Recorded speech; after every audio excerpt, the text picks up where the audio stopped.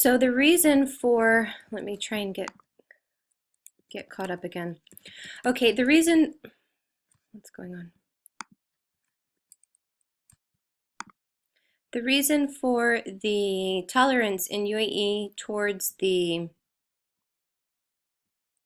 sorry, I'm terrible at this. It's the first time using it. The reason for the, I'm not even sure it's working. Sorry for being dorky. Okay, I'm gonna just try. The reason for the religious tolerance is that the missionaries who came from United States, South Africa, England, etc., were the first ones to set up hospitals. So the nurses and the doctors were all Christians who volunteered to come for 2-year rotations or something similar. And they set up free hospitals and clinics, and instead of asking for payment, they asked the people to read things in Arabic, not realizing that most of them were illiterate. Anyway, so they distributed lots of stuff, and the sheikhs were grateful because they saved a number of lives and improved the standard of living by introducing things like hand washing with soap, etc. So the attitude towards Christians was quite friendly, and then of course they've been using Indian slaves for a long time, a couple hundred years at least, if not thousand, as indentured servants and also slaves directly. And as a result, they have a large Hindu population and they don't want to have any unrest with the people, so they allow them to have occasional houses of worship. This is completely different than Saudi Arabia, where generally the people who have services are doing that in private, except for Aramco, which has a large Christian population on its compound. Okay, so with the literacy rates in UAE, again, the standard is being able to identify letters. In high school, the students are not asked to write anything more than 3 sentences. They never read a book. They might read 1 or 2 poems in their entirety, which might be a maximum of 800 words for a traditional poem if they went to a really good school. Generally, they're not expected to do that. And again, they can fail their exams up to 5 times and still repeat them. Okay, major issues in UAE are looking at the disputes over territory, and in the military, they have briefings, and I went to one for I was allowed to go to attend to one, and sorry, my English is really bad. I haven't spoken English, really English, in a long time. So the briefing for the military was explaining that anyone that had an Iranian derivation in their name, al-Baluchi, that had come in the 70s and intermarried, it was the fashion for men in UAE to take a plural wife from Iran and also one from India, and they were responsible for doing all of the cooking and cleaning for the rest of the large family. So a man might have 50 or 60 offspring. It requires having a full staff, and instead of employing servants, they would simply marry them and continue to reproduce, but also use those women as their wait staff. Okay, so the Iranian women are looked at as an underclass, not as bad as the Indians, but they were married for these reasons, and the women were leaving Iran because they were trying to escape the Ayatollah. Anyway, so they're here. There's a huge population of them. My guess is around 30% of some of the Emirates, but not all. So it was the fashion in the 70s for men to take a 3rd or 4th wife as an Iranian.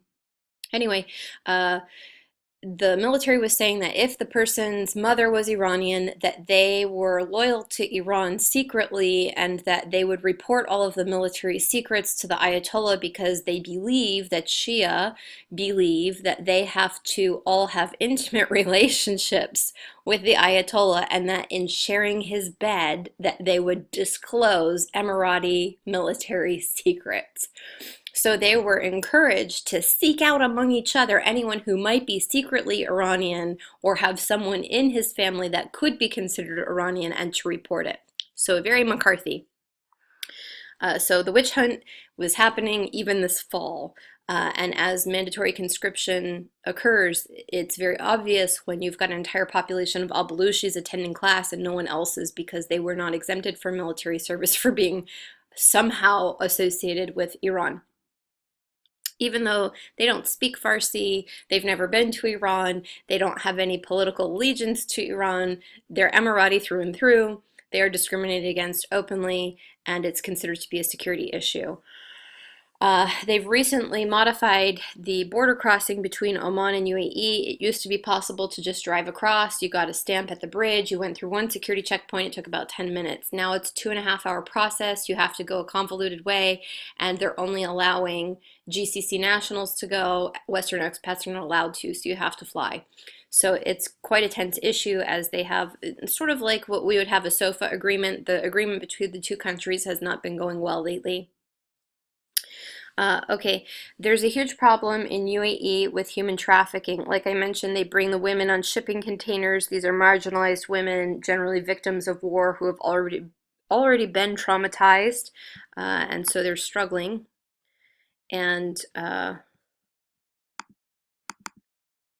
Anyway, it's a big problem for the country because you have bodies that turn up. Nobody knows where to send them. Nobody knows where they came from. So it's just treated as a mystery and generally not even recorded. Uh, there is a huge trend of recruiting Nigerian women because they've got a cultural belief that if they don't hold any obligations to provide for their family, that they will bring 7 years of disease and famine and misfortune upon everyone in their tribe. So there's a huge pressure that they're responsible for the future of their entire 7,000 people in their clan or whatever. So they are severely abused here. And it's generally like Egyptians are buying the Nigerian women and things like this. So it's not necessarily Emiratis, although there is definitely consumption on the Emirati part of children, particularly Chinese virgins. And it costs about $1 an hour to have two children, virgins, at your disposal. So it's quite cheap here.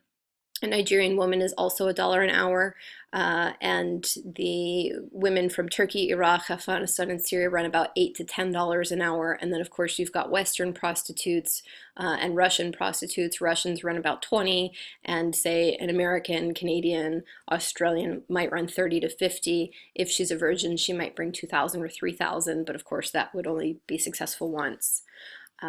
So, if that gives you an idea about that. All of these issues are highly political because it's more like the elephant in the room. What isn't spoken about and what isn't disclosed in official reports is the most significant part of the political issues between and inside of the countries here. Okay, so between Saudi Arabia and UAE, you've got similar systems in that the courts are using Quranic law or Islamically linked interpretations of law to try to rule the general populations. Um, the literacy rates, the school life expectancy rates are somewhat similar if they're to be trusted, but the challenges to reporting for both are difficult to overcome and won't be overcome quickly. The drug and human trafficking are a definite issue because it's just like any organized criminal activity, it's a big source of income, so it's not easily defeated, um, a la Pablo Escobar. But instead of having political outlets to try to manipulate, they end up subverting into other criminal networks or terrorist activity, and they're linked. There are, of course, the border security and disputes for both countries and even with each other. Saudi is obsessed with Yemen, UAE is obsessed with Oman, everybody's obsessed with Iran. Both countries have large expat populations, and should any of those expat populations ever be intelligent and organized enough to try to protest, they could easily overturn the country in a single day. That's expecting a lot because in all of these cases, more than 80% of the expat population is completely, wholeheartedly, 100% illiterate. They can't speak English, they can't speak Arabic, they barely speak the languages from their own countries. Because there are so many languages in India, a lot of them can't speak with each other. The same goes for Pakistan. There are about 8 major languages that are spoken from Pakistan in UAE, and none of the people can understand each other. They have like fragments of things that they use to communicate. And sometimes it's Urdu, and sometimes it's Hindi, and sometimes it's Punjabi, and sometimes it's an amalgamation of all of them. Um, so, of course, you've got big tensions because each little subgroup with their own language has an us versus them mentality and acts accordingly.